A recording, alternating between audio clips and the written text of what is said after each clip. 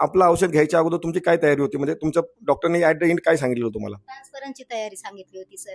मी विचारात पडले होते, की ट्रान्सफरन करायचं की नाही? पैसा कुठून आणायचा? हे मी खूप याच्यात पडले होते सर. पण या तुमच्या औषधांमुळे मला माझं सगळं स्वप्न सगळं हे साकार झाल्यासारखं झालं सर.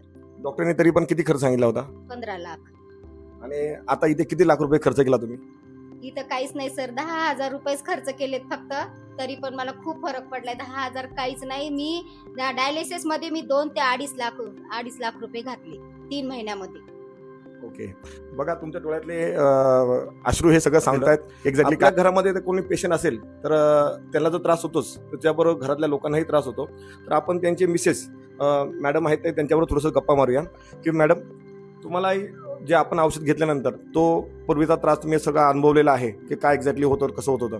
तर थोडं तुम्ही 1 मिनिटामध्ये आताचा फरक आणि तो फरक आणि याच्या अगोदर तुम्ही काय काय केलं ते थोडं समजून सांगा. ते डायलिसिसला घेऊन गेल्यावर त्यांना 8 दिवस बेडवरून उठता येत नव्हतं. मी त्यांना चेअरवर बसून डायलिसिसला घेऊन जात होते. जेव्हापासून ते हे प्रोडक्ट चालू केलं तेव्हापासून ते स्वतः गाडी चालवतात, ड्युटीला जातात, तब्येत पण चांगली झाली, जेवण पण 3 टाइम घेतात, सगळं व्यवस्थित झाले. म्हणजे माझं पहिल्यासारखं जसं माझं घर संसार सुखी होता ना तसाच झालाय आज सर आता.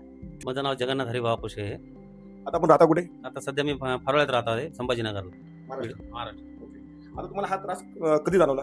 हे तरी 3 महिन्याच्या अगोदरपासून त्रास चालू झालेला मग तुम्हाला हे कसं कळलं की बाबा आपल्याला हा त्रास आहे?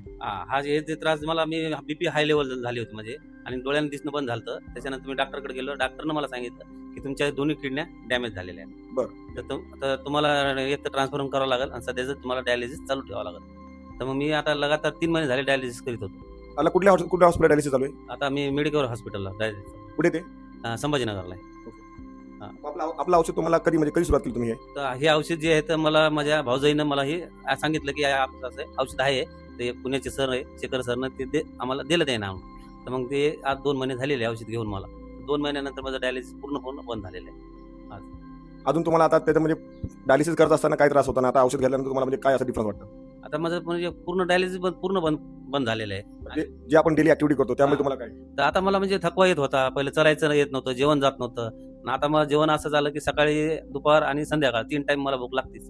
जेवायला नसलं की एकदम हातपाय चळचळ कापते. जेवण पाहिजे असं झालेलं आहे आता. जेव्हा जेवण वगैरे जातं? जेवण फुल जाते आणि लघवी बी आधी साफ होती. आता सगळं कोणताच थकवा नाही आता. बघा मित्रांनो, आज आपण हा रिझल्ट फक्त 15 मे पासून आपण औषधाला सुरुवात केली होती.